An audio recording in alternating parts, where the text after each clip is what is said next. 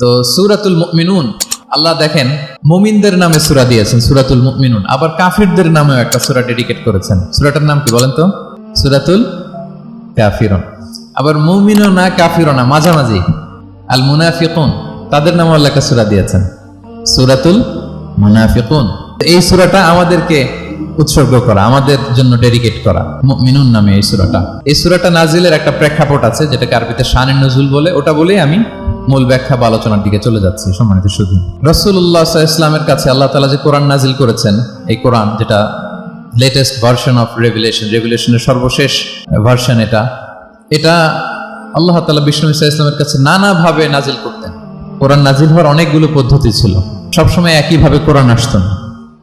কখনো কখনো কোরআন আসতো মিসলা সলসালাতিল জারাস, আমরা ঘন্টা যখন বাজাই যে বিকট শব্দ হয়, এরকম বিকট আওয়াজে মাঝে মাঝে কোরআন নাজিল হতো। আপনাদের মনে থাকবার কথা, বাংলাদেশে আমরা যখন প্রাইমারি স্কুলে পড়তাম বা হাই স্কুলে পড়তাম, ঘন্টা শেষ হলে, একটা ক্লাস শেষ হলে দফতরি কি করতো বলেন তো? হ্যাঁ, দিত না? মনে পড়ে? পিকচারাইজেশন হচ্ছে? আচ্ছা, প্রচন্ড আওয়াজে ওই বেলের মধ্যে বাড়ি দিত। তখন আমরা বুঝতাম কি একটা ঘন্টা হয়েছে। এক ক্লাস শেষে একটা দিত, দুই ক্লাস শেষে দুইটা, ক্লাস যখন সব শেষ তখন অনেকগুলো দিত, তো বুঝতাম যে ছুটি আমাদের। এরকম রিঙ্গিং বেল যদি বাজানো হয়, ঘন্টা বাজানো হয়, এটার যেরকম বিকট শব্দ, এরকম বিকট আওয়াজে মাঝে মাঝে কোরআন নাজিল হতো। রাসূল সাল্লাল্লাহু আলাইহি ওয়াসাল্লাম বলেন, এই প্রসেসে কোরআন রিসিভ করা আমার জন্য বড্ড কষ্টকর ছিল। আমাদের আয়েশা রাদিয়াল্লাহু তাআলা আনহা বলেন, প্রচন্ড শীতের রাতে আমরা কাঁপতাম শীতে, আর বিষ্ণু সাল্লাল্লাহু আলাইহি ওয়াসাল্লাম ঘামতেন। ওয়া ইন্না জাবিনাহু লা ইয়াতাফাসসাদু আরাফান, আমরা শীতে কাঁপতাম, কম্বল জড়িয়ে রাখতাম, আর বিষ্ণুনবীর কপাল বেয়ে ঘাম ঝরতো। সুবহানাল্লাহি ওয়া বিহামদিহি। এভাবে তিনি কষ্ট করে কোরআন রিসিভ করেছেন। এটা একটা পদ্ধতি। আরেকটা পদ্ধতি হচ্ছে মিসলা দাবিয়া সাউতিন নাহাল, মৌমাছির ভন ভন শব্দের মতো কোরআন নাজিল হতো। যখন নাজিল হতো, রাসূল সাল্লাল্লাহু আলাইহি ওয়াসাল্লামের মুখের সামনে, চেহারার সামনে মৌমাছি ভন ভন করলে যেরকম সাউন্ড, এরকম একটা সাউন্ড হতো। সাহাবারা কাছাকাছি যারা থাকতেন, ওনারা উইটনেস করেছেন অনেকবার। আজকের এই আলোচনাটা এটার সাথে প্রাসঙ্গিক, আমি বলবো আপনাদের। দুইটা পদ্ধতি গেল। আরেকটা পদ্ধতি হচ্ছে মিন ওয়ারাই হিজাব, পর্দার অন্তরাল থেকে সরাসরি আল্লাহ কথা বলতেন, রাসূল সাল্লাল্লাহু আলাইহি ওয়াসাল্লাম শুনতো। এটা কেবল একবারই হয়েছে, মেরাজের রাতে। তারপর মাঝে মাঝে ইউলকা ফি কুলুবি রাসূলিল্লাহ, আল্লাহ রাসূল সাল্লাল্লাহু আলাইহি ওয়াসাল্লামের অন্তঃকরণে আল্লাহ তাআলা ঢেলে দিতেন ওয়াহী। আচ্ছা, আবার কখনো কখনো জিবরাইল আলাইহিস সালাম ওনার মূল আকৃতিতে ওহী নিয়ে আসতেন। ওনার যে বিসূরাতিহিল আসলিয়া, জিবরাইল আলাইহিস সালামের যে মূল সূরাত, এই সূরাতে আসতেন। এই সূরাতে রাসূল সাল্লাল্লাহু আলাইহি ওয়াসাল্লাম জিবরাইল আলাইহিস সালামকে জীবনে দুইবার দেখেছিলেন। একবার ওই যে হেরা গুহার ওখানে দেখেছিলেন, আর একবার সেই সিদরাতুল মুনতাহা মেরাজের রাতে দেখেছিলেন। 600 পাখা মেলে বিশাল আকৃতি নিয়ে পুরো দিগন্ত বিস্তৃত করে জিবরাইল আলাইহিস সালাম নেমে আসতেন। দুইবার এভাবে রাসূল সাল্লাল্লাহু আলাইহি ওয়াসাল্লাম দেখেছিলেন। এভাবে কোরআন নাজিল হতো। আবার কখনো কখনো রাসূল সাল্লাল্লাহু আলাইহি ওয়াসাল্লাম এই যে হিউম্যান শেপে, মানুষের আকৃতিতে আসতেন, দেখতে মানুষের মতো লাগতো। মানুষের আকৃতিতে জিবরাইল আলাইহিস সালাম এসে কোরআন পৌঁছে দিয়ে যেতেন। বিষ্ণু সাল্লাল্লাহু আলাইহি ওয়াসাল্লাম বলতেন, এই প্রসেসে ওহী রিসিভ করা আমার জন্য সবচেয়ে সহজ ছিল। এটা তো খুব স্বাভাবিক, ন্যাচারাল, যে একজন মানুষ এসে আমার সাথে কথা বললে, মানুষ মানুষের সাথে কথা বলবে, এটা তো খুব ফ্লেক্সিবল হবে, কমফোর্টেবল হবে। বাকি পদ্ধতিগুলো রাসূল সাল্লাল্লাহু আলাইহি ওয়াসাল্লামের জন্য কঠিন ছিল। এবং এই সূরাতে যখন জিবরাইল আলাইহিস সালাম আসতেন, তখন দিহিয়াতুল কালবি আল আনসারী নামে এক সাহাবীর সূরাতে আসতেন। ওনার তওবাটা আল্লাহর কাছে খুব পছন্দ হয়েছিল। জাহিলি যুগে অনেক কন্যা সন্তানকে তিনি জীবিত প্রচিত করেছিলেন। পরে একবার এমন রিপেন্টেন্ট হলেন, অনুতপ্ত হলেন, অনুশোচনায় পড়ে আল্লাহর কাছে এমন কান্না করলেন। আর অনুশোচনার চোখের পানি আল্লাহ বড্ড পছন্দ করেন। অনুতপ্ত বান্দা যখন অনুতপ্ত হয়ে কাঁদে, তার চোখের পানি তার চোখ বেয়ে, নাক বেয়ে জমিনে ড্রপ করার আগে আল্লাহ বান্দাকে মাফ করে দেয়। তো আল্লাহর কাছে এত পছন্দ হয়েছিলেন, মানুষের সূরাতে আসলে ওনার সূরাতে এসে তিনি কোরআন দিয়ে যেতেন বিষ্ণু সাল্লাল্লাহু আলাইহি ওয়াসাল্লাম। তো মুসনাদে আহমদ ইবনে হাম্বল একটা হাদিস এসেছে, ওমরে ফারুক রাদিয়াল্লাহু তাআলা আনহু এই হাদিসটা বর্ণনা করেন। তিনি বলেন যে আমরা একবার বিষ্ণু সাল্লাল্লাহু আলাইহি ওয়াসাল্লামের পাশে বসা, হঠাৎ সামি'না দাবিয়া সাউতিন নাহাল, মৌমাছির ভন ভন শব্দ শুনতে পেলাম, কিন্তু তাকিয়ে দেখি কোনো মৌমাছি নাই। তখন বুঝলাম যে রাসূল সাল্লাল্লাহু আলাইহি ওয়াসাল্লাম ওহী রিসিভ করছেন। কি রিসিভ করছেন? ওহী রিসিভ করছেন। ঠিকই রাসূল সাল্লাল্লাহু আলাইহি ওয়াসাল্লাম কিবলামুখী হলেন, ফাস্তাকবালাল কিবলা। অনেকক্ষণ তিনি চুপ করে গম্ভীর হয়ে বসে থাকলেন, ওহী রিসিভ করলেন। এরপর সাহাবাদের দিকে তাকিয়ে উনি হেসে দিলেন, হেসে বললেন, এইমাত্র সূরাতুল মুমিনুনের প্রথম 10টা আয়াত আমার উপর নাজিল হয়েছে, এবং এই 10টা আয়াতে মুমিনদের 7টা বিশেষ বৈশিষ্ট্যের কথা বলা হয়েছে। মান আকামাহুন্না দাখালাল জান্নাহ, যেই 7টা বৈশিষ্ট্য নিজের মধ্যে ধারণ করবে, সে আল্লাহর জান্নাতের ওয়ারিস হয়ে যাবে। এবং এই আয়াতগুলো বলে আল্লাহ তাআলা সবশেষে এমনটাই বলেছেন যে উলাইকা হুমুল ওয়ারিসুন আল্লাযীনা ইয়ারিসুনাল ফিরদাউসা হুম ফিহা খালিদুন, যারা এই 7টা বৈশিষ্ট্য নিজের মধ্যে ধারণ করবে, তারা জান্নাতুল ফিরদাউসের ওয়ারিস হয়ে যাবে, উত্তরাধিকার হয়ে যাবে। ওয়ারিস বুঝেন তো না? ওয়ারিস মানে হচ্ছে আপনি বাবার কাছ থেকে ইনহেরিটেন্স হিসেবে যেটা পেলেন। বাংলাদেশে দেখবেন যে অনেক জমি জমার মধ্যে প্লটের মধ্যে সাইনবোর্ড দেয়া থাকে যে ক্রয় সূত্রে এই জমির মালিক অমুক, বায়না সূত্রে এই জমির মালিক অমুক, তারপর ওয়ারিস সূত্রে এই জমির মালিক আব্দুর রহমান লেখা থাকে না এরকম। ওয়ারিস সূত্রে মানেও এটা উনি কিনে নাই, এটা ওনার কার কাছ থেকে? বাবার কাছ থেকে পেয়েছেন, উত্তরাধিকার সূত্রে পেয়েছেন। তো দেখেন আল্লাহ তাআলা এই শব্দটাই, লিটারালি এই শব্দটাই ব্যবহার করেছেন যে আল্লাযীনা ইয়ারিফুনাল ফিরদাউসা হুম ফিহা খালিদুন। বিশ্বাসীরা যদি এই 7টা গুণ নিজের মধ্যে ধারণ করে তাহলে বাবার সম্পদে সন্তানের যেমনি ভাগ থাকে সে ওয়ারিস হয়, আমার এই উম্মতেরা, আল্লাহর এই বান্দারা জান্নাতুল ফেরদাউসের ওয়ারিস হয়ে যাবে। তো বলেন আমরা জান্নাতুল ফেরদাউসের ওয়ারিস হতে চাই কি চাই না? চাই, সবাই চাই। হ্যাঁ বলেন বলেন, চাই তো? ইনশাআল্লাহ ইনশাআল্লাহ, আল্লাহুম্মা জাআলনা মিনহুম। তো আমরা তাহলে শুনি আল্লাহ তাআলা কি বৈশিষ্ট্যের কথা বললেন যেগুলো ধারণ করলে আমরা জান্নাতুল ফেরদাউসের ওয়ারিস হব। আম্মাজান আয়েশা রাদিয়াল্লাহু তাআলা আনহাকে সাহাবারা জিজ্ঞেস করতেন যে আম্মাজান কাইফা কানা খুলুকু রাসূলিল্লাহ, আল্লাহ রাসূল সাল্লাল্লাহু আলাইহি ওয়াসাল্লামের আচরণ কেমন ছিল? তিনি বলতেন কানা খুলুকুহু আল কোরআন, রাসূল সাল্লাল্লাহু আলাইহি ওয়াসাল্লামের আচরণ ছিল কোরআনের মতো আচরণ। উম্মে সালামা রাদিয়াল্লাহু তাআলা আনহা আমাদের আরেক আম্মাজান, ওনাকে জিজ্ঞেস করা হলে উনি বলতেন রাসূল সাল্লাল্লাহু আলাইহি ওয়াসাল্লাম যখন রাস্তা দিয়ে হেঁটে যেতেন কাআন্নাল কোরআনা ইয়ামশি আলাল আরদ, মনে হতো লিভিং কোরআনটা রাস্তা দিয়ে হেঁটে যাচ্ছে। তো সাহাবারা যখন আরো ইন ডিটেইল জানতে চাইলেন তখন আম্মাজান আয়েশা বললেন তোমরা সূরা মুমিনুনের প্রথম 10 আয়াত পড়ো, এই 10 আয়াতে যা যা আল্লাহ বলেছেন এটাই ছিল খুলুকু রাসূলিল্লাহ, এটাই ছিল বিশ্বনবীর আচরণ। তো আসুন আমরা দেখি রাসূল সাল্লাল্লাহু আলাইহি ওয়াসাল্লামের আচরণ কেমন ছিল এবং কোন বৈশিষ্ট্যগুলো থাকলে আল্লাহ তাআলা আমাদেরকে জান্নাত দিয়ে ধন্য করবেন। সূরাতুল মুমিনুনটা আল্লাহ তাআলা শুরু করছেন ক্বাদ আফলাহাল মুমিনুন আল্লাযীনা হুম ফি সালাতিহিম খাশিউন, অর্থাৎ সফল হয়েছে তারা, ঈমান এনেছে যারা। প্রথম আয়াতের অর্থ হচ্ছে ক্বাদ আফলাহাল মুমিনুন, বিশ্বাসীরাই সফল হয়েছে। আল্লাহ তাআলা সফলতার মানদণ্ড এখানে ফিক্স করেছেন, ক্রাইটেরিয়া ফিক্স করেছেন ঈমান, বিশ্বাস, যেটা সবচাইতে দামি। সবচাইতে দামি কি? ঈমান, সবার উপরে ঈমান। এজন্য যারা ঈমান এনেছে আল্লাহর উপর, যারা বিশ্বাস স্থাপন করেছে তারাই সফল হয়েছে। তো এই বিশ্বাসীদের কিছু গুণাবলী থাকতে হবে, কিছু ফিচার থাকতে হবে, তবেই তারা জান্নাতের ওয়ারিস হবে। সেগুলো কি আল্লাহ শুরু করছেন। আল্লাহ বললেন প্রথম বৈশিষ্ট্য হচ্ছে আল্লাযীনা হুম ফি সালাতিহিম খাশিউন। 7টা বৈশিষ্ট্যের প্রথমটা বলতেছি, যারা সফল হয়েছে বিশ্বাসীরা, ওই বিশ্বাসীরা যারা তাদের সালাতে বিনয়াবনত থাকে, বিনম্র থাকে। সালাত যখন আদায় করে তারা খুশু খুদুর সাথে সালাত আদায় করে, এটা হচ্ছে প্রথম বৈশিষ্ট্য। বিনয়ের সাথে। খুশু খুদু মানে হচ্ছে অন্তরের একাগ্রতা এবং অঙ্গ প্রত্যঙ্গের একাগ্রতা। খুব সহজে আপনার অন্তরটাও থাকবে, এখানে আল্লাহর ভয় থাকবে, একাগ্র চিত্তে আপনি আল্লাহকে স্মরণ করবেন, আবার অঙ্গ প্রত্যঙ্গগুলো ঠিক থাকবে, এগুলো নড়াচড়া করবে না। আমরা অনেকে সালাতে দাঁড়ালে খুব বেশি নড়াচড়া করি, সালাতে কিন্তু খুব বেশি মুভমেন্ট করা যায় না, এটা নিষেধ। খুব জরুরি প্রয়োজন ছাড়া মুভমেন্ট করা নিষেধ। আল্লাহ বলেন আল্লাযীনা হুম ফি সালাতিহিম খাশিউন, প্রথম বৈশিষ্ট্য হচ্ছে যারা তাদের সালাতে বিনয়াবনত থাকবে, একাগ্র চিত্তে সালাত আদায় করবে। এতটা একাগ্র চিত্তে তারা অন্তরের মধ্যে এই উপলব্ধি ধারণ করবে যে আমি যে ইবাদত করছি এটা আল্লাহ দেখছেন, Allah is watching me, Allah is observing me, Allah তাআলা সরাসরি দেখছেন। এবং রাসূল সাল্লাল্লাহু আলাইহি ওয়াসাল্লাম এটাই বলেছেন যে আনতা আবুদাল্লাহ কাআন্নাকা তারাহু ফাইন লাম তাকুন তারাহু ফাইন্নাহু ইয়ারাক, এমন ভাবে ইবাদত করো মনে করো যে তুমি আল্লাহকে দেখছো। আর এটা যদি ভাবতে, এই উপলব্ধি আনতে যদি কষ্ট হয় তাহলে অন্তত এতটুকু তো ভাবো যে আল্লাহ তোমায় দেখছেন, আল্লাহ আমাকে দেখছেন। এই ভাবনাটা অন্তরে আনা যায় না? চাইলেই আনা যায়। আমরা যেন এই উপলব্ধিটা নিজেদের মধ্যে রিয়েলাইজেশনটা বিল্ড আপ করার চেষ্টা করি যে আমি যে মুসল্লায় দাঁড়ালাম, এই যে আমি কিয়ামুল লাইল করতেছি, এই যে তারাবিতে আমি 20 রাকাত পড়তেছি লম্বা সময় ধরে, আল্লাহ কিন্তু দেখছেন। আমার সিজদা, আমার রুকু, এগুলো আল্লাহ তাআলা সরাসরি কি করছেন? দেখছেন।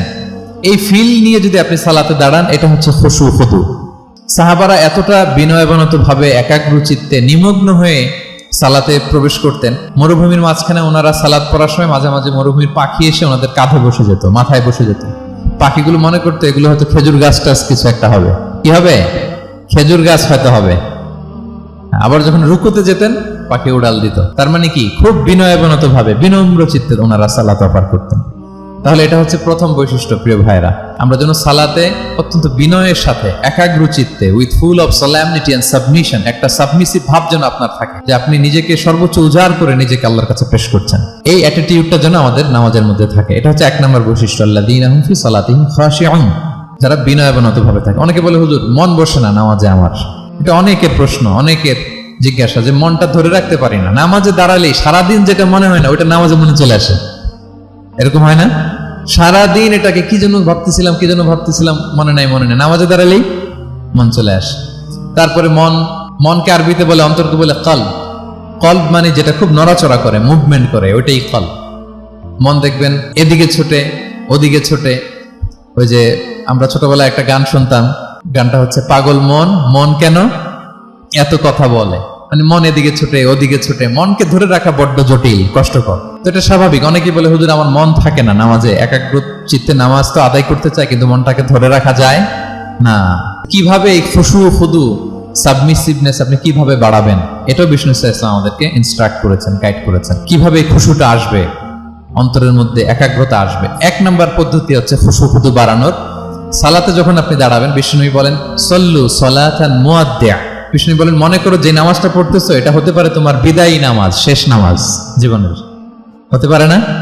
ধরেন যে মাগরিবের সালাত যে আমরা আজকে পড়বো, এমন তো হতে পারে এটাই আমাদের জীবনের শেষ নামাজ। কি বলেন? হতে পারে কি না? পারে। আমরা কে কখন চলে যাব আমাদের তো জানা নাই। তো এই যে মুসল্লায় যখন আমরা দাঁড়াই, তখন কেন আমরা এটা ভাবি না যে it could be the last and final prayer in my life? হতে পারে এটাই আমার জীবনের শেষ নামাজ। এটা যদি আপনি ভাবতে পারেন, তখন দেখবেন ঠিকই আপনার একাগ্রতা, সাবমিসিভনেস এটা বাড়তেছে। আপনাকে যদি বলা হয় যে আজকে রাত 10টায় তোমার দুনিয়ার সফর শেষ, নতুন স্টেশনে যেতে হবে, আলামুল বারজাকে, তোমার শেষ, তোমার মৃত্যু হয়ে যাবে। আজকে যে মাগরিব আর এই যে এশা আর যে তারাবির সালাত, এটাই তোমার লাস্ট নামাজ, যাও এটাই তোমার লাস্ট চান্স। এটা যদি আজকে আমরা জানি, এই হলরুমে যারা আছি, যদি এটা জেনে যায় যে আজকের তারাবিটাই শেষ তারাবি, শেষ সুযোগ, বলেন তো আমাদের অবস্থা কি হবে? প্রতিদিন ধরেন যে মাগরিবের নামাজের পরে একটু নিউজ দেখেন, একটু ফেসবুকে ঢুকেন, আজকেও তো ঢুকবেন, তাই না? ঢুকবেন কি করবেন আজকে? আল্লাহ, সব বাদ দিয়ে অজু করে আতর মেখে জায়নামাজটা ভিজিয়ে দীর্ঘ কিয়ামুল লাইল করবেন। সিজদায় পড়ে চোখের পানি দিয়ে জায়নামাজ ভিজিয়ে দেবো আমরা, ঠিক কিনা? কারণ আমি নিশ্চিত হতে পেরেছি এটাই আমার শেষ নামাজ। তো এটা তো প্রত্যেক সালাতের ক্ষেত্রেই আমাদের প্রযোজ্য। আসলে আমরা যে নামাজ পড়ি, যে কোনো নামাজে তো আমার শেষ চান্স হতে পারে। কি বলেন? হতে পারে কি পারে না? বলেন তো। পারে। এই টেকনিকটাই রাসূল সাল্লাল্লাহু আলাইহি ওয়াসাল্লাম শিখিয়েছেন, বলেছেন সল্লু সালাতান মুআদ্দিয়া। মনে করো এটাই হতে পারে তোমার জীবনের শেষ নামাজ। আমাদের ইউনিভার্সিটিতে ইমাম বেসার, যিনি চিফ ইমাম, উনি নামাজের আগে একটা চমৎকার অ্যানাউন্সমেন্ট দেয়। উনি বলে যে লেটস পারফর্ম দিস সালাহ as if this is our last and final prayer. চলুন এমন ভাবে নামাজটা পড়ি, ভাবি যে হতে পারে এটাই আমার জীবনের শেষ নামাজ। তাহলে সম্মানিত, শুধু এই ভাবনাটা নিয়ে যদি আমরা মুসল্লায় দাঁড়াই, দেখবেন যে ওই দিন আপনার মনে দিক সেদিক যাবে না, একটা ভয় কাজ করবে যে হায়রে, হতে পারে এটাই আমার লাস্ট চান্স, আর আমার রবকে সিজদা দেওয়ার সুযোগ হয়তো আমি আর পাবো না। তাহলে এখন থেকে আমরা সালাতে যখন দাঁড়াবো, এটা ভাববো যে this could be my last chance in my life.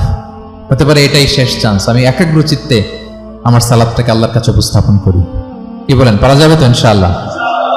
খুশু খুদু বাড়ানোর 1 নম্বর টিপস। খুশু খুদু বাড়ানোর 2 নম্বর টিপস হচ্ছে তাড়াহুড়ো না করা। আমরা অনেকে তাড়াহুড়ো করি, রুকু থেকে হুট করে দাঁড়িয়ে যাই, তারপরে সোজা হয়ে দাঁড়িয়ে না থেকে তাড়াতাড়ি সেজদায় চলে যাই। 2 সেজদার মাঝখানে ধীরস্থির ভাবে বসার কথা, আমরা না বসেই 2য় সেজদায় চলে যাই। এই প্রবণতা আমাদের অনেকের আছে না? এটা কিন্তু নিষেধ। তা'দিলুল আরকান, বাকি সব মাযহাবে এটা ফরজ। আপনি তাড়াহুড়ো করলে আপনার নামাজই হবে না। আর আমাদের মাযহাবে, হানাফি মাযহাবে, এটা ওয়াজিব। ওয়াজিব তরক করলে সাউ সিজদা দিতে হয়। 2 সেজদার মাঝখানে আপনি সুস্থির হয়ে বসবেন। অনেকে দেখা যায় একটা সেজদা দিয়ে মাথা কোনো রকম উঠিয়েই আরেক সেজদায় বসেও নাই ঠিক মতো, আরামসে। এরকম আছে না? এটা যদি কেউ করে, আমাদের মাযহাব অনুযায়ী তার সাউ সিজদা দিতে হবে। তাহলে এরকম তাড়াহুড়ো করা যাবে? আর এখন থেকে তো কি করবেন বলেন? ধীরস্থির ভাবে নামাজ পড়বো। No rushing in salah, no hastiness in salah. নামাজে রাশ করা যাবে না, রিল্যাক্সের সাথে আমরা নামাজ পড়বো, ধীরস্থির ভাবে নামাজ পড়বো। রুকু সিজদাগুলো খুব চমৎকার ভাবে আদায় করবো। রাসূল সাল্লাল্লাহু আলাইহি ওয়াসাল্লামের রুকু যে দিতেন, ওনার পিঠটা এত স্ট্রেট ফরওয়ার্ড হতো, সাহাবারা বলতেন লাউ ইস্তাকাররা আলাইহিল মা লাসাব্বা আলাইহিল মা আলাস্তাকাররা। পানি ভর্তি 1 গ্লাস পানি যদি রাসূল সাল্লাল্লাহু আলাইহি ওয়াসাল্লামের রুকু দেওয়া পিঠের উপর রেখে দেওয়া হয়, পানিটাও পড়বে না, গ্লাসটাও ভাঙবে না। তার মানে এত স্ট্রেট ফরওয়ার্ড পিঠ ছিল। আবার রাসূল সাল্লাল্লাহু আলাইহি ওয়াসাল্লাম বলতেন আসওয়াউন নাসি সারিকাতান মান ইয়াসরিকু ফিস সালাহ। তিনি বললেন সবচাইতে বড় চোর যে নামাজে চুরি করে। সাহাবারা বললেন ওয়া কাইফা ইয়াসরিকু মিন সালাতিহি ইয়া রাসূলুল্লাহ, নামাজে আবার কিভাবে চুরি করে? রাসূল সাল্লাল্লাহু আলাইহি ওয়াসাল্লাম বললেন লা ইউতিম্মু রুকুআহা ওয়া সুজুদাহা, রুকু সেজদাগুলো সুন্দর করে আদায় করে না, সেই নামাজ চোর। তা আমরা যেন রুকু সেজদাগুলোকে খুব সুন্দরভাবে ধীরস্থির ভাবে যেন আমরা আদায় করি, আমরা যেন তাড়াহুড়ো না করি। রাসূল সাল্লাল্লাহু আলাইহি ওয়াসাল্লাম একবার মসজিদে নববীতে বসা এক সাহাবী এসে নামাজ পড়ে রাসূল সাল্লাল্লাহু আলাইহি ওয়াসাল্লামকে সালাম দিলেন। রাসূল সাল্লাল্লাহু আলাইহি ওয়াসাল্লামের সালামের উত্তর দিয়ে বলেন, ইরজি' ফাসাল্লি ফাইন্নাকা লাম তুসাল্লি, যাও তুমি আবার নামাজটা পড়ে আসো, তোমার নামাজ হয়নি। সাহাবী যে আবার নামাজ পড়ে আবার আসলেন, রাসূল সাল্লাল্লাহু আলাইহি ওয়াসাল্লাম আবার বললেন, সাল্লি ফাইন্নাকা লাম তুসাল্লি, নামাজ পড়ে আসো, হয়নি। আবার গেলেন, আসলেন, আবার বললেন তুমি নামাজটা পড়ে আসো, হয়নি। এবার তো বেচারা কেঁদে দিয়ে বলে, ইয়া রাসূলুল্লাহ লা উহসিনু মিন যালিক, এর চেয়ে ভালো পারি না আমি, আপনি আমাকে শিখিয়ে দেন। রাসূল ইসলাম তখন বললেন, যখন নামাজে দাঁড়াবা ফাতিহা পড়বা আর একটা সূরা মেলাবা, ধীরস্থির ভাবে দাঁড়াবা। যখন রুকুতে যাবা হাত্তা তাতমাইন্না রাকিআন, ধীরস্থির ভাবে রুকু করবা। তুমি তাড়াহুড়ো করেছো, রুকু থেকে যখন সোজা হয়ে দাঁড়াবা ধীরস্থির ভাবে দাঁড়াবা, নাকি তাড়াহুড়ো করবেন? ধীরস্থির ভাবে দাঁড়াবেন, কয়েক সেকেন্ড দাঁড়াবেন, তাসবিহ পড়বেন, এরপরে সিজদায় যাবেন। যখন সিজদায় যাবা হাত্তা তাতমাইন্না সাজিদান, রিল্যাক্স। সালাতের মধ্যে কিভাবে থাকতে হবে? উইথ রিল্যাক্সেশন, রিল্যাক্সের সাথে তুমি সিজদা দিবা। দুই সিজদার মাঝখানে বসে আবার রিল্যাক্স, আবার তুমি ধীরস্থির ভাবে বসবা। এইভাবে পুরো সালাতটা প্রত্যেকটা রাকাত তুমি এভাবে আদায় করবে। তার মানে সালাতে তাড়াহুড়ো করতে বিষ্ণু ইসলাম নিষেধ করেছেন। এমনকি অনেক সময় আমরা রুকু পাবো না বলে দৌড়ে যে সালাতে অংশগ্রহণ করি, এটাও নিষেধ করেছেন। আমরা অনেক সময় এরকম করি না? মাগরিবের নামাজে রুজু করতেছি, ইমাম সাহেব ওয়াদ-দুহা ওয়াল-লাইলি ইযা সাজা, এই সূরাটা তো মুখস্থ, তো টের পাচ্ছি যে আমি এখন মুখ ধুইতেছি আর সূরা দোহা তো শেষ হয়ে যাবে, কোন রকম ওযু করে দৌড়ে যে অংশগ্রহণ করে যাতে রাকাতটা পায়, এটা নিষেধ করেছেন বিষ্ণু ইসলাম। এটা করবেন না। আপনি ধীরস্থির ভাবে ওযু করবেন, ধীরস্থির ভাবে যাবেন, তাড়াহুড়ো করবেন না। আপনি কার সামনে যাচ্ছেন? মালিকুল আমলাক, রাজাধিরাজ, আরশের অধিপতি। আপনি তাড়াহুড়ো করে গেলে তো আপনি হাঁপাতে হাঁপাতে অস্থির হয়ে যাবেন, ব্রেথ ইন ব্রেথ আউট করতে করতে। ধীরস্থির ভাবে যাবেন, অংশগ্রহণ করবেন। রাসূল সাল্লাল্লাহু আলাইহি ওয়াসাল্লাম বলেন, ইদা উকিমাতিস সালাতু ফালা তা'তুহা তাসআউন, নামাজ শুরু হয়ে গেলে দৌড়ে দৌড়ে যে অংশগ্রহণ করবে না। আলাইকুম বিসাকিনা, ধীরস্থির ভাবে যে অংশগ্রহণ করবে। ফামা আদরাকতুম ফাসাল্লু, ধীরস্থির ভাবে যে যতটুকু পাও অতটুকুই পড়ো। ওমা ফাতাকুম ফাআতিমু, যেটা ছুটে যায় নিজে পরে দাঁড়িয়ে আদায় করে নাও। সুবহানাল্লাহ বিহামদিহি, কত সহজ করে দিয়েছেন। তাহলে সালাতে তাড়াহুড়ো করা যাবে? প্রিয় ভাইরা বলেন তো, তাড়াহুড়ো করা যাবে আর আজকে থেকে? না, আমরা তাড়াহুড়ো করবো না, আমরা ধীরস্থির ভাবে যে সালাতে অংশগ্রহণ করবো, তাহলে আপনার খুশু বাড়বে। দুইটা টিপস গেল। 3 নাম্বার হচ্ছে জামাতে সালাত আদায় করতে হবে, তাহলে আপনার একাগ্রতা বাড়বে। সলাতুল জামাআতি তাফদুলু সলাতাল ফাযি বি27 দারাজা, একাকী নামাজ পড়লে যে সওয়াব, জামাতে পড়লে 27 গুণ বেশি সওয়াব। জামাতে পড়বেন। রাসূল সাল্লাল্লাহু আলাইহি ওয়াসাল্লাম সবসময় জামাতে সালাত পড়তেন। ইন্তেকালের আগেও এই সালাতের ব্যাপারে তিনি আমাদেরকে ওসিয়ত করেছেন, বলেছেন আসসালাতু আসসালাত ওয়া মা মালাকাত আইমানুকুম। ইন্তেকালের আগ মুহূর্ত, এখনই রূহ কবজ হবে, এর আগে উনি কি বলেছেন? সালাত, উম্মতেরা সালাত, নামাজ, নামাজ যেন নষ্ট না হয়। উমর ফারুক রাদিয়াল্লাহু তাআলা আনহুর সময়ে একজন অগ্নি উপাসক ছিল, তার নাম আবু লুলু আল মাজুসি। উনি মুগীরা ইবনে শু'বা রাদিয়াল্লাহু তাআলা আনহু নামে এক সাহাবীর দাস ছিলেন, মুকাতাব দাস। কন্ট্রাক্ট ছিল যে এত টাকা দিলে তাকে আজাদ করা হবে। তো এই অগ্নি উপাসক মাজুসি এসে ওমর ফারুককে বলে, খলিফাতুল মুসলিমিন, আমার মালিক সাহাবী মুগীরা আমার কাছে প্রতিদিন অনেক টাকা চার্জ করে। উনি বললেন, তাই নাকি? কত চার্জ করে? বলে যে এত চার্জ করে। তো বলতেছে, আচ্ছা তুমি তাহলে কি কাজ করো, কি কাজ জানো? বলে যে আমি খঞ্জর বানাতে জানি, ছুরি, ছোট ছুরি আর কি। বলতেছে, ওরে আল্লাহ, যারা খঞ্জর বানাতে জানে তারা তো অনেক টাকা মেক করে, সেই হিসাবে তো মুগীরা বেশি চার্জ করে না, অল্পই চার্জ করছে। সে ইনসাফপূর্ণ চার্জই করেছে। কিন্তু এই আবু লুলু আল মাজুসির এই কথাটা পছন্দ হয় না, সে রাগান্বিত হয়ে গেল, হয়ে বলে, ওমর, সবার ক্ষেত্রে তুমি নরম আর আমাকে তুমি কঠিন নিয়ম শেখাও না, দাঁড়াও তোমাকে আমি দেখাচ্ছি। মনে মনে বলতেছে এটা। রেগে মেগে সে বাড়িতে এসে আজকে একটা খঞ্জর বানাইছে, 2 মুখ খঞ্জর। ওয়া মাকবাদাতুহু ফি ওয়াসাতি, এটার হ্যান্ডেলটা মিডলে, এদিকেও মাথা ওদিকেও মাথা, এটার ধার করে প্রতিদিন 20 মাখায় এটাতে। আর মনে মনে বলে, ওমর দাঁড়াও তোমাকে আজকে আমি দেখাবো। তো ওমর ফারুককে আল্লাহ তাআলা স্বপ্নে দেখিয়েছেন যে একটা লাল মোরগ ওনাকে 3টা ঠোকর মেরেছে। উনি সাহাবাদের কাছে বলেছেন যে আমি স্বপ্নে দেখেছি একটা লাল মোরগ আমাকে 3টা ঠোকর মেরেছে। তো সে খঞ্জরকে ধার দিয়ে একদিন ফজরের নামাজে, ওয়াকানু ইউসাল্লুনা বিগালাস, ওনারা খুব অন্ধকার থাকতে ফজরের নামাজ পড়তো। সে বুরনুস, এক ধরনের জুব্বা যেটার মাথা আছে, ওটা পরে হুডির মতো আর কি, হুডি চেনেন তো না, হুডির মতো একটা জুব্বা পরে সে অন্ধকারে, সে তো আসলে অমুসলিম, সাহাবাদের সাথে পিছনে দাঁড়াইছে নামাজের ভান করার জন্য, আর এই খঞ্জরটা নিয়ে গেছে সাথে। ওমর ফারুক ফজরের সালাত শুরু করলেন, প্রথম রাকাত শেষ করলেন, দ্বিতীয় রাকাতের জন্য যখন দাঁড়াইছেন তখনই সে প্ল্যান মাফিক খঞ্জর বের করে ওমর ফারুকের পেটের মধ্যে 3 বার স্ট্যাবিং করলেন, আঘাত করলেন। পড়ার সাথে সাথে ওমর ফারুক উল্টে পড়ে গেলেন আর বললেন কাতালানি আল কালব, কোন এক কুকুর আমাকে আঘাত করেছে। তো সাহাবার ওমর ফারুককে ধরলেন আর এই অগ্নি উপাসক এই খঞ্জর নিয়ে কাতারের মাঝখান দিয়ে দুই দিকে খঞ্জর চালাতে চালাতে যাচ্ছিলেন। যে সাহাবাই ধরে সেই আঘাতপ্রাপ্ত হয়ে ওখানে 7 থেকে 10 জন স্পট ডেথ, জায়গায় মারা গেছে। পরে এক সাহাবী নিজের জামা খুলে তার গায়ে ছুঁড়ে মারছে, তখন সে ওটাতে পেঁচিয়ে পড়ে গেছে। যখন বুঝে গেছে যে আমাকে ধরে ফেলবে, সে সুইসাইড করে ফেলছে, নিজেকে নিজে মেরে ফেলছে। তো ওমর ফারুক তো বেহুশ, ওনাকে নিয়ে যাওয়া হলো, পিছন থেকে একজন নামাজের ইমামতি করলেন। তো ওমর ফারুক রাদিয়াল্লাহু তাআলা আনহু হুঁশ ফিরে পেলেন।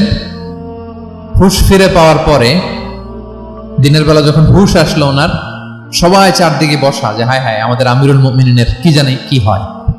হুঁশ ফিরার পরে ওনার মুখের প্রথম কথাটা ছিল আসাল্লান নাস, মানে আমার নেতৃত্বে যে ফজরের সালাতটা শুরু হয়েছিল এটা কি ঠিকঠাক শেষ হয়েছিল? সুবহানাল্লাহ পড়বেন না? আচ্ছা বলেন তো, এই মুহূর্তে আমরা কি করতাম? ওনাকে যে স্টেবিং করছে, চিকিৎসক এসে দুধ দেয়, দুধ পেট দিয়ে বেরিয়ে যায়, নাবিজ দেয়, নাবিজ বের হয়ে যায়, মানে উনি ইন্তেকাল করবেন, এটা বোঝাই যাচ্ছে। এমন কঠিন পরিস্থিতিতে আমরা যদি হসপিটালে হুঁশ ফিরে পেতাম, আমরা কি বলতাম বলেন দেখি? কে কি বলতেন? কে মারছে? আমারে বাঁচানো যায় কিনা? মাউন্ট এলিজাবেথে নিয়ে চলো, সিঙ্গাপুরে অথবা বামরুন গ্রেডে নিয়ে চলো, আমেরিকাতে নিয়ে চলো, অথবা আমার তো ওখানে ব্যাংক ব্যালেন্স আছে, আমি তো মরে যাবো, আমার ছেলেগুলার কি হবে? হ্যাঁ, আমার মেয়েগুলার কে দেখবে? এগুলো ছিল আমাদের কনসার্ন। তো ওমর ফারুক জানতেছেন যে উনি পৃথিবী থেকে বিদায় নিচ্ছেন, একটু হুঁশ ফিরে পাইছেন। হুঁশ ফিরে পাওয়ার পরে প্রথম কথাটা ছিল আসাল্লান নাস, লোকেরা কি নামাজ পড়েছিল? আল্লাহু আকবার। তাহলে এটা কত গুরুত্বপূর্ণ ইবাদত। কিভাবে এই সালাতকে সাহাবারা অফার করতেন? তো খুশু খুদুর সাথে যদি আমরা সালাত অফার করতে চাই, আমাদেরকে জামাতে পড়তে হবে। একাকি পড়লে দেখবেন মনে দিকে যায়, ওদিকে যায়, কয় রাকাত পড়ছি ভুলে যাই, এরকম হয় না? একাকি পড়তে গেলে এটা করা যাবে না, জামাতে পড়তে হবে। সালাতে কি কি বলতেছেন এগুলোর অর্থ বুঝে যদি সালাত অফার করেন, তাইলে আপনার সালাতে মনোযোগ থাকবে। সুবহান রাব্বিয়াল আলা, সুবহান রাব্বিয়াল আযীম এর অর্থ কি? সূরা ফাতিহা যে প্রতিদিন পড়ি, কি সুন্দর প্রার্থনা সূচক বাক্য, এর অর্থ কি? আল্লাহ সকল প্রশংসা তোমার, আল্লাহ তুমি দয়াময় মেহেরবান, আল্লাহ তুমি বিচার দিবসের মালিক, যেদিন তোমার আরশের ছায়া ছাড়া কোনো ছায়া থাকবে না। নবীদের যে পথে চালিয়েছে ওই পথে আমাদেরকে চালাও, যারা ভ্রান্ত হয়েছে, যারা তোমার ক্রোধের শিকার হয়েছে ওই পথে আমাদেরকে চালিও না। কি চমৎকার চমৎকার কথামালা দিয়ে আমরা এই দোয়াগুলো পড়ি। আমরা অর্থ বুঝি না বলে আমাদের হৃদয়েও টাচ করে, ঠিক কিনা? দেখবেন আরব শায়েকরা যখন কিয়ামুল লাইল করে, তারাবির সালাত পড়ায়, অনেক অনেক আয়াতে ওনা ডুকরে ডুকরে কেঁদে ওঠে আওয়াজ করে। কারণ কি? জাহান্নামের আয়াত, আযাবের আয়াত, পূর্ববর্তী উম্মত যে ধ্বংস হয়েছে, কিভাবে ওদেরকে বিকট আওয়াজ দিয়ে, গ্রাউন্ড সাউন্ড গ্রেনেড দিয়ে ধ্বংস করা হয়েছে, বন্যা দিয়ে ধ্বংস করা হয়েছে, কিভাবে এদেরকে বাতাস দিয়ে নাস্তানাবুদ করে দেওয়া হয়েছে, এগুলো যখন পড়ে ওনারা কাঁদে। আযাবের আয়াত আসলে কাঁদে, জান্নাতের আয়াত আসলে সাবলীল কণ্ঠে তেলাওয়াত চালিয়ে যায়। এর কারণ কি বলেন? অর্থ বুঝে।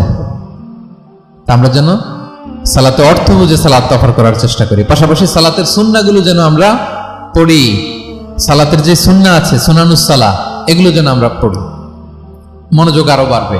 সানাগুলো পড়বেন, ফাতিহা শেষে আওয়াজ করে আমিন বলবেন, অথবা ফিসফিসি কণ্ঠে আমিন বলবেন। বিষ্ণু ইসলাম বলেন, ইদা আম্মানাল ইমামু ফাআমিনু, ইমাম আমিন বললে তোমরাও আমিন বলো, কারণ এই মাত্র একটা দোয়া করা হয়েছে। সূরা ফাতিহাটা কি? একটা দোয়া। ইদা ওয়াফাকা তা'মিনুকুম তা'মিনাল মালাইকাতি গুফিরা লাহু মা তাকাদ্দামা মিন যামবিহি ওয়া মা তাআখার। রাসূল সাল্লাল্লাহু আলাইহি ওয়াসাল্লাম বলেছেন, ইমাম যখন আমিন বলে তোমরাও তখন আমিন বলো, কারণ তোমরা যখন আমিন বলো ফেরেশতারাও আমিন বলে। আর তোমাদের আমিন আর ফেরেশতাদের আমিন যখন একসাথে হয়ে যায়, তোমাদের পূর্বের সব গুনাহ আল্লাহ মাফ করে দেয়। এটা আমিন বলা সুন্নাহ, বলবেন। নামাজ বাঁধার পরে সুন্নাত নামাজে, নফল নামাজে সানাগুলো পড়বেন। কত চমৎকার অর্থবোধক সানা আছে। আমরা তো শুধু সুবহানাকাল্লাহুম্মা বিহামদিকা ওয়া তাবারাকা ইসমুকা ওয়া তাআলা জাদ্দুকা শুধু এটাই পড়ি। রাসূল সাল্লাল্লাহু আলাইহি ওয়াসাল্লাম তাকবীরে তাহরিমে বাঁধার পরে অনেক চমৎকার চমৎকার দোয়া পড়তেন। ইন্না সলাতি ওয়া নুসুকি ওয়া মাহইয়ায়া ওয়া মামাতি লিল্লাহি রাব্বিল আলামিন। আমার সালাত, আমার ইবাদত, আমার জীবন মরণ সবটাই কার জন্য? এই দোয়াটা পড়তেন শুরুতেই। তারপর পড়তেন ওয়াজ্জাহতু ওয়াজহিয়া লিল্লাযী ফাতারাস সামাওয়াতি ওয়াল আরদা হানিফা ওয়া মা আনা মিনাল মুশরিকিন। আমার সবকিছুকে আমি এক সত্তার দিকে ফেরালাম একনিষ্ঠ হয়ে, আর আমি মুশরিক নই, আমি আল্লাহর দিকে একনিষ্ঠ হলাম। এই দোয়াগুলো পড়তেন। আল্লাহুম্মা বাঈদ বাইনি ওয়া বাইনা খাতায়ায়া কামা বাআদতা বাইনাল মাশরিকি ওয়াল মাগরিব। আল্লাহুম্মা নাক্কিনি মিন খাতায়ায়া কামা ইউনাক্কা আস-সাওবুল আবিয়াদু মিনাদ দানাস। আল্লাহুম্মা আগসিল খাতায়ায়া বিল মাই ওয়াস সালজি ওয়াল বারাদ। এগুলো সানা, এগুলো যে সানা আমরা জানিই না। সানা মানে হচ্ছে প্রশংসা সূচক কথা। আমরা শুধু সুবহানাকাল্লাহুম্মা ওয়া বিহামদিকা এতটুকুই পড়ি। রাসূল ইসলাম বলতেন, আল্লাহ আমার আর আমার গুনার মাঝে এতটুকু দূরত্ব করে দাও, পূর্ব থেকে পশ্চিম যত দূর, আমার আর আমার গুনার বোঝার মাঝে এতটুকু দূরত্ব তুমি করে দাও। সাদা কাপড় যেমনি ধুয়ে ফকফকা করা হয়, আল্লাহ আমাকে তুমি গুনামুক্ত করে এরকম ফকফকা সাদা বানিয়ে দাও, শুভ্র বানিয়ে দাও। আল্লাহ আমাকে তুমি বরফ দিয়ে, ঠান্ডা পানি দিয়ে, তুষারপাত দিয়ে ধুয়ে আমার গুনাহগুলো তুমি পরিষ্কার করে আমাকে তুমি নিষ্পাপ করে দাও। এগুলো বলে এরপরে আলহামদুলিল্লাহ রাব্বিল আলামিন সূরা ফাতিহা শুরু করতেন। সালাম ফিরানোর আগে বিষ্ণু সাল্লাল্লাহু দোয়া মাসুর পড়তেন। কত চমৎকার মাসুর দোয়া আছে। আবার বিষ্ণু বলতেন, লা ইউসাল্লিমান্না আহাদুকুম হাত্তা ইয়াতাআওয়াদা আন আরবা মিন আযাবিল কবর, মিন আযাবি জাহান্নাম, মিন ফিতনাতিল মাহইয়া ওয়াল মামাত, ওয়া মিন ফিতনাতিল মাসিহ দাজ্জাল। আমার কোন উম্মত যেন সালাম ফিরানোর আগে এই চারটা জিনিস থেকে পানাহ চাওয়া ছাড়া যেন সালাম না ফিরায়।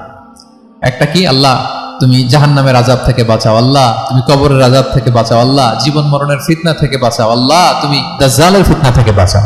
পড়ে না আমিন। তো এত এঙ্গেজমেন্ট যদি আপনার নামাজে থাকে, আপনার মন এদিক সেদিক যাবে? হ্যাঁ, আপনি অর্থ খেয়াল করতেছেন, আযাবের আয়াত আসলে আপনি অশ্রুসিক্ত হচ্ছেন, আপনি দোয়ায়ে মাসুর পড়ছেন, আপনি সানা পড়ছেন, আপনি দীর্ঘ সময় কিয়ামুল লাইল করতেছেন, আপনার মন এদিক সেদিক ছুটবে? বলেন তো ছুটবে না।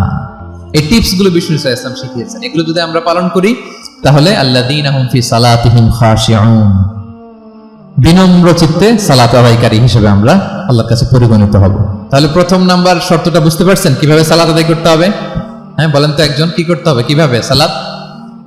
খুশুর সাথে, বিনয়বনত চিত্তে, সাবমিসিভ ভাবে, নাকি তাড়াহুড়ো করবেন? কিভাবে পড়বেন নামাজ? ধীরে সুস্থে, উইথ রিল্যাক্স। 2 নম্বর আল্লাহ বলেন ওয়াল্লাযীনা হুম আনিল লাগবি মুরিদুন। 1 নম্বরে তো তারা নামাজে যখন দাঁড়ায় ধীর স্থির ভাবে খুশুর সাথে পড়ে।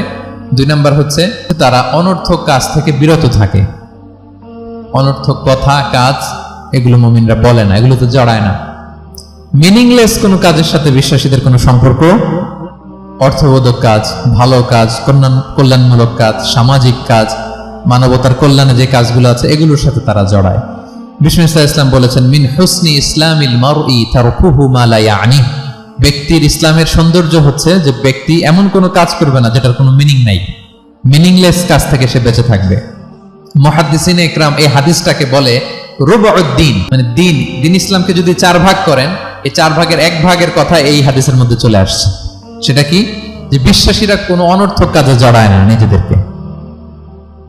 অনর্থক কাজ, কথাবার্তা, অপ্রয়োজনীয় আড্ডা, অপ্রয়োজনীয় খুশগল্প, অন্যকে নিয়ে সমালোচনা, অন্যের গীবত, শেকায়াত, ওর এই সমস্যা, চায়ের আড্ডাতে আমরা এরকম সমালোচনার ঝড় তুলি, ঠিক কিনা বলেন? ঠিক কিনা? এটা করা যাবে না। আপনি জান্নাতেরও ওয়ারিস হবেন, আবার চা মুখে নিয়ে আপনি শেকায়াত করবেন, গীবত করবেন, দুইটা একসাথে যাবে না। তাহলে বিশ্বাসীরা কোনো অনর্থক কাজে জড়ায় না, মিনিংলেস কাজে জড়ায় না। তারা ভালো কাজে, কল্যাণের কাজে জড়ায়। মিনিংলেস কোনো কথাও বলে না, কারণ তারা জানে মা ইয়ালফিদু মিন কাউলিন ইল্লা লাদাইহি রাকিবুন আতীদ। আমরা যা বলি, মুখ নিঃসৃত যা বের হয়, এটাকে লিখে রাখার জন্য একদল ফেরেশতা আছে, রাকিব পর্যবেক্ষণকারী, আতীদ একেবারে প্রহরীর মতো আছে। বললেই টুকে নেয় সব। সূরা ইয়াসিন আল্লাহ বলেন ওয়া কুল্লা শাইইন আহসাইনাহু ফি ইমামিন মুবিন। আমি ইমামুম মুবিন নামক এক দালিলিক রেজিস্ট্রি খাতায় সবকিছু তুলে রাখছি, সব পাই টু পাই আপনি পাবেন। আপনি অবাক হবেন, মালি হাযাল কিতাবি লা ইগাদিরু সাগীরাতান ওয়ালা কাবীরাতান ইল্লা আহসাহা। এটা কেমন আমলনামা, ছোট্ট ভালো কাজ করেছে ওইটাও আছে, ছোট্ট খারাপ করেছে ওইটাও আছে। অবাক হবেন আপনি, সব আল্লাহ তাআলা সেখানে তুলে রাখবেন। বিশ্বাসীরা কোনো অনর্থক কথা কাজের সাথে জড়ায় না, এজন্য কারণ তারা জানে এগুলো সব রেকর্ডেড। আপনার কোনো কাজ যদি রেকর্ড করা হয় এবং বলা হয় যে এটা গণমানুষের কাছে উপস্থাপন করা হবে, আপনি কি করবেন তখন বলেন তো? খুব সতর্ক হয়ে চলবেন, সতর্ক হয়ে বলবেন। হ্যাঁ, এই যে আমরা যে এই ক্যামেরা থাকলে যেভাবে কথা বলি, সবসময় কি এইভাবে বলি না? আমরা যখন নিজেদের ঘরোয়া আড্ডায় বসে আমরা কত কথা বলে ফেলি, ইনফরমাল অনেক কথা বলি, যেগুলো ক্যামেরা থাকলে বলি না, কারণ এটা ফরমাল, এটা কোটি মানুষের কাছে যাবে, সবাই শুনবে, সবাই জানবে, এজন্য আমরা সাবধান হয়ে কথা বলি। কি বলেন? তো এই যে এই ক্যামেরা কিন্তু অদৃশ্য ক্যামেরা, চারদিকে আমাদের ইমামুম মুবিন নামক অদৃশ্য ক্যামেরা দিয়ে সব রেকর্ড করা হচ্ছে। রেকর্ড করে দিচ্ছেন কে? পাই টু পাই হিসাব চাওয়া হবে। আল্লাহর সুপ্রিম কোর্টের কাঠগড়ায় সব হিসাব চাইবেন আল্লাহ তাআলা। আপনি যে দেখবেন, তো বিশ্বাসীরা এই সেন্সটা মাথায় রাখে। সব যেহেতু রেকর্ডেড, যা মনে চায় মুখ দিয়ে বলা যাবে, যা মনে চায় করা যাবে না। এজন্য অহেতুক কথাবার্তা, অহেতুক সমালোচনা, অহেতুক গসিপিং, অহেতুক কমেন্টস এগুলো করব না। এখন সোশ্যাল মিডিয়ার যুগে দেখবেন যে কমেন্টস এর বন্যা বয়ে যায়, যার যেটা মনে চায়। কারণ ধরার কেউ নাই, দেখার কেউ নাই, বলার কেউ নাই, যা মনে চায় লিখতে থাকে। হ্যাঁ, বিশাল একজন বড় মাপের লোক, তার ওখানে যে লিখতেছে যা মনে চায়, গালি গালাজ, ওনাকে অ্যাডভাইস দেওয়া, নাসিহাত দেওয়া ইচ্ছে মতো। বিশ্বাসীরা এটা করে না, তারা অনর্থক কোনো কাজে জড়ায় না, এবং কেউ জড়াতে চাইলেও তাকে স্পেস দেয় না। একদল আসে দেখবেন যে আপনি আজে বাজে কাজে জড়ান না, এটা আবার অনেকের ভালো লাগে না। তো তারা এসে আপনাকে জড়াতে চাবে, তর্ক করবে, আপনার সাথে ডিবেট করবে, পায়ে পাড়া দিয়ে ঝগড়া করবে। এরকম আছে না নাই? আপনার কমেন্ট বক্সে এসে দেখবেন যে গালি দিবে, হ্যাঁ, ট্যাগিং করবে, পোক করবে, মানে আপনাকে অস্থির বানাতে চাইবে। আপনি কি করবেন? আপনিও আরেকটা গালি দিয়ে দিবেন কমেন্টসে। আপনারও তো স্বাধীনতা আছে নাকি? আপনি দিবেন গালি, কি করবেন? সালাম দিবেন। কি দিবেন? ওয়াইদা খাতাবাহুমুল জাহিলুনা ক্বালু সালামা। সূরা ফুরকানে আল্লাহ বলেছেন যে মূর্খরা যখন অনর্থক তর্ক করতে আসতে চায়, বিশ্বাসীরা তাদের সাথে ওই ফাঁদে তারা পা দেয় না। তারা কি করে? সালাম দিয়ে কেটে পড়ে। তাহলে পায়ে পাড়া দিয়ে যদি কেউ এখন থেকে ঝগড়া করতে চায় আমাদের সাথে, আমরা কি করব? সালাম দিয়ে ওখান থেকে কেটে পড়ব। তাহলে বিশ্বাসীদের 2 নম্বর বৈশিষ্ট্য, ওয়াল্লাযীনা হুম আনিল লাগবি মুরিদুন, বিশ্বাসীরা অনর্থক কাজে জড়ায় না। 3 নম্বর হচ্ছে ওয়াল্লাযীনা হুম লিযাকাতি ফাইলুন, বিশ্বাসীরা তাদেরকে যদি আল্লাহ তাআলা ধন সম্পদ দিয়ে সমৃদ্ধশালী করে, তারা যাকাত দেয়। কি দেয়? আপনারা যাকাত দেন তো নাকি? দেখে তো মনে হচ্ছে সবাই ব্যবসায়ী, হ্যাঁ, চেহারা দেখে মনে হচ্ছে মাশাআল্লাহ অনেক সম্পদের মালিক। যাকাত দিতে হবে। আমরা যে যাকাত দেই, এটা কি আমরা করুণা করি? বলেন তো না। যাকাত হচ্ছে গরিবের হক। ওয়াফি আমওয়ালিহিম হাক্কুন লিসাইলি ওয়াল মাহরুম, আল্লাহ বলে ধনীদের সম্পদে গরিবদের অধিকার আছে। তা আপনি যখন কারো অধিকার দিলেন, আপনি কি তার প্রতি করুণা করলেন? হ্যাঁ, অধিকার কি করুণা? বলেন তো না। আপনার সম্পদে গরিবের অধিকার, আপনি করুণা করেন নাই, বরং আপনার থেকে যাকাত নিয়ে ওই গরিব আপনাকে করুণা করে গেছে। কারণ যাকাত নেয়া তার জন্য আবশ্যক না, আপনার দেয়া আবশ্যক। ও যদি বলে আমি যাকাত নিব না, তো আপনি কারে দিবেন? ও যাকাত গ্রহণ করে আপনাকে বাঁচালো। তাহলে credit goes to them, thanks goes to them. Islam চায় এই যে অর্থনৈতিক তারল্য, এটা সমাজে সবার কাছে থাক। এক পাশে গাছতলা, আরেক পাশে পাঁচতলা, এরকম বিভাজন ইসলাম চায় না। ইসলাম চায় সবার হাতে টাকা পয়সা থাক। কাইলা ইয়াকুনা দুলাতান বাইনাল আগনিয়াই মিনকুম, টাকা পয়সা যেন শুধু ধনীদের মধ্যে সার্কুলেট না হয়, সবার কাছে যেন যায়। এজন্য আল্লাহ বলেন তোমাদের সম্পদে গরিবের অধিকার আছে। করুণা না, এটা অধিকার। আর যদি এই ফরজ ইবাদত আপনি আদায় না করেন, আল্লাহ বলেন কঠিন শাস্তি তোমাদের জন্য অপেক্ষা করছে। আল্লাযীনা ইয়াকনিজুনা আয-যাহাবা ওয়াল ফিদ্দাতা ওয়া লা ইউনফিকুনাহা ফি সাবিলিল্লাহ ফাবাশশিরহুম বিআযাবিন আলীম। স্বর্ণ জমায়, রূপা জমায়, ব্যাংক ব্যালেন্স, যাকাত দেয় না, তাদের জন্য কঠিন আযাব, কঠিন আযাবের সুসংবাদ দিয়েছেন আল্লাহ। দুঃসংবাদ না, সুসংবাদ। মানে হেয় করে, তুচ্ছ করে আল্লাহ তাআলা বলেছেন। ছেলে ইংরেজি পরীক্ষায় ফেল করছে, মা বলে ফেল করছে না, পড়াশোনা তো নাই, তোমার বাবা আসুক, এমন মাইট দিবে, মাইট দিলে মজা টের পাবা। আচ্ছা বলেন তো, মাইট দিলে কি মজা লাগে না ব্যথা লাগে?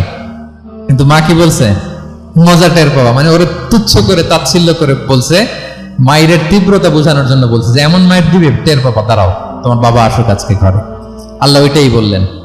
এই সম্পদগুলোকে লোহার খুন্তি বানিয়ে জাহান্নামের আগুনে পোড়ানো হবে। 3 জায়গায় ছাকা দেওয়া হবে, ফি তুকওয়া বিহা জিবাহুহুম, কপালে, পাজরে, পিঠে। আর বলা হবে হাযা মা কানাসতুম, এগুলো তুমি জমায় রাখছিলে, দাও নাই মানুষকে। Bank balance, FDR, fixed deposit, price bond, এটা সেটা দাও নাই তুমি। আর হাদিসে এসেছে সুজা আন আকরা, টেকো সাপ হবে, মোস্ট ভেনোমাস স্নেক। সাপের মাথায় কিন্তু চুল গজায়, জানেন? সাপের মাথায় পশম আছে, কিন্তু যেই সাপের যেটা বেশি বিষাক্ত, ওইটার মাথায় পশমও থাকে না বিষের কারণে। এরকম সাপ এই সম্পদগুলো সাপ হয়ে ছোবল মারবে আর বলবে আনা মালুক, আমি তোমার প্রাইস বন্ড, আমি তোমার ব্যাংক ব্যালেন্স, আমাকে খাওয়ার জন্য তো রাখছিল, আজকে উপভোগ করো। আল্লাহু আকবার। আল্লাহ আমাদেরকে হেফাজত করুক। সো যাদের সম্পদ আছে আমরা যেন যাকাত দেই, হিসেব করে করে যেন দেই। আপনাদের স্ত্রীদের যাদের অর্নামেন্টস জুয়েলারি আছে তারা যেন তাদের সম্পদের জাকাত দেয়। 25 গ্রাম যদি সোনা থাকে বা 595 গ্রাম যদি রূপা থাকে অথবা এই পরিমাণ সম্পদ থাকে, ভাবিরাও জাকাত দিতে হবে। এটা ইন্ডিভিজুয়াল ইবাদত। আপনার জাকাত আপনার, ভাবির জাকাত ভাবির। আপনি চাইলে টাকা দিয়ে হেল্প করতে পারেন, কিন্তু ওনারও হিসাব করতে হবে এবং এটা কম্পালসারি, দিতেই হবে, দিতেই হবে। তাহলে ওয়াল্লাযীনা হুম লিয-যাকাতি ফাঈলুন, 4 নাম্বার হচ্ছে তারা যাকাত দেয়। 5 নাম্বার 6 নাম্বার আল্লাহ এক আয়াতে বলে ফেলেছেন, ওয়াল্লাযীনা হুম লিআমানাতিহিম ওয়া আহদিহিম রাউন, বিশ্বাসীরা আমানতের হেফাজত করে আর কথা দিলে কথা রাখে। 5 নাম্বার হচ্ছে আমানতের খেয়ানত করে না বিশ্বাসীরা, কারণ আমানতের খেয়ানত করে এটা মুনাফিকের আলামত। ইযা তুমিনা খানা, বিষ্ণু বললেন মুনাফিকদের বৈশিষ্ট্য হচ্ছে ওদের কাছে আমানত রাখলে ওটা আর পাওয়া যায় না পরে। এমন লোক আছে না সমাজে, আমানত রাখলে আর পাওয়া যায় না। তারা কি মুমিন না মুনাফিক বলেন তো? ইন্নাল্লাহা ইয়া'মুরুকুম আন তুআদ্দুল আমানাতি ইলা আহলিহা, আল্লাহ বলেছেন যার আমানত তাকে বুঝিয়ে দাও। বিষ্ণু ঈসা ইসলামকে মক্কার লোকেরা 2টা উপাধি দিয়েছিল, এক হচ্ছে আস-সাদিক, 2 হচ্ছে আল আমিন। সাদিক মানে সত্যবাদী। কারা দিয়েছিল? ঘোর শত্রুরা, অপোজিশন পার্টি, তারা উপাধি দিয়েছে। একটা হচ্ছে সাদিক মানে কি, আরেকটা হচ্ছে আল আমিন, বিশ্বস্ত। এতটা বিশ্বস্ত যে বিষ্ণু ঈসা ইসলাম মক্কা থেকে মদিনায় যেদিন হিজরত করতে যাবেন, আমানতের জিনিসগুলো উনি আলী রাদিয়াল্লাহু তাআলা আনহুর কাছে রেখে গিয়েছিলেন। এত এত আমানতের সম্পদ ওনার ঘরে ছিল। এই ডিপোজিট বুঝিয়ে দিতে আলী রাদিয়াল্লাহু তাআলা আনহুর টানা 3 দিন সময় লেগেছে মক্কাবাসীদের আমানত বুঝিয়ে দিতে। সো যার আমানতদারিতা নাই তার ঈমান নাই। বিষ্ণু বলেছেন লা ঈমানা লিমান লা আমানাতা লা, যার আমানতদারিতা নাই ওর ঈমানই নাই। এবং আমানত ধ্বংস হয় এটা কিয়ামতের আলামত। ইযা দুইয়াতিল আমানাতু ফান্তাযিরিস সাআ, যখন আমানত নষ্ট হবে তোমরা কিয়ামতের অপেক্ষা করো। এখন বলেন তো আমাদের সমাজে আমানতের কি অবস্থা? খুবই খারাপ। আল্লাহু আকবার। আমানতটা কিন্তু এই যে এই ভাই আমাকে 2000 রিঙ্গিট রেখে বলছে আগামী মাসে এটা আমি নিব, একটু রাখেন, শুধু এইটাই আমানত না। আল্লাহ আপনাকে যে পুরো সম্পদ দিয়েছেন এটা আমানত। আপনার ব্যবসা প্রতিষ্ঠান এটা আল্লাহর দেয়া আপনার কাছে আমানত। আপনার ছেলে আছে, মেয়ে আছে, স্ত্রী, তারা আল্লাহর দেয়া আমানত আপনার কাছে। আপনার নেম, আপনার ফেম, আপনার পাওয়ার, আপনার নলেজ, এগুলো আল্লাহর দেয়া আমানত। আপনি দেশের প্রধানমন্ত্রী, পুরো দেশটা আপনার কাছে আমানত, ঠিক কিনা? এই আমানতের ব্যাপারে জিজ্ঞেস করা হবে। বিশ্বাসীদের বৈশিষ্ট্য, তারা আমানতকে হেফাজত করে, আমানত রক্ষা করে, আমানতের খেয়ানত তারা কোশ্চিনকালেও করে না। 6 নাম্বার হচ্ছে ওয়া আহদিহিম রাউন, বিশ্বাসীরা কথা দিলে কথা রাখে, তারা ওয়াদার খেলাফ করে না। ওয়াদার খেলাফ করাও কিন্তু মুনাফিকের আলামত। ওয়া ইযা ওয়াআদা আখলাফা, ওয়াদা দিলেই মুনাফিকরা এটা খেয়ানত করে, তারা কথা দিয়ে কথা রাখে না। এবং আপনি কাউকে কথা দিয়ে যদি না রাখেন, এরকম প্রত্যেকটা প্রমিস, কমিটমেন্টের ব্যাপারে আপনি জিজ্ঞাসিত হবেন।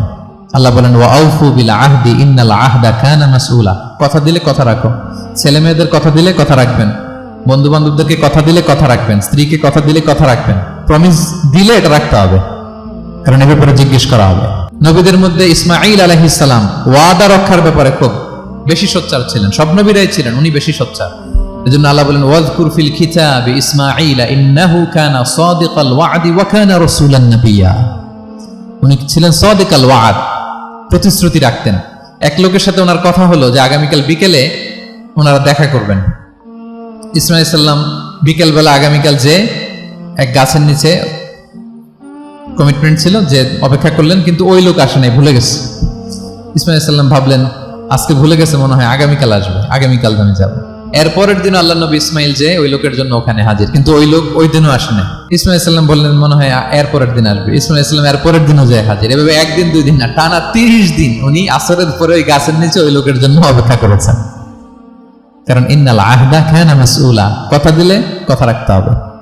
তো এখন আমরা কথা দিয়ে কথা রাখি তো নাকি? রাখেন রাখেন, সবাই বলেন এই চেষ্টা করতে হবে, রাইট? কথা দিলে আমরা যেন কথা রাখি। সব শেষে 7 নাম্বার আল্লাহ বললেন ওয়াল্লাযীনা হুম আলা সালাওয়াতিহিম ইউহাফিজুন, বিশ্বাসীরা তাদের সালাত হেফাজত করে। একটু খেয়াল করে দেখেন, 7টা গুণের প্রথমটাও কি নিয়ে? সালাত নিয়ে, আবার শেষটাও। তার মানে কি বোঝা গেল? এটা বেশি গুরুত্বপূর্ণ না কম গুরুত্বপূর্ণ?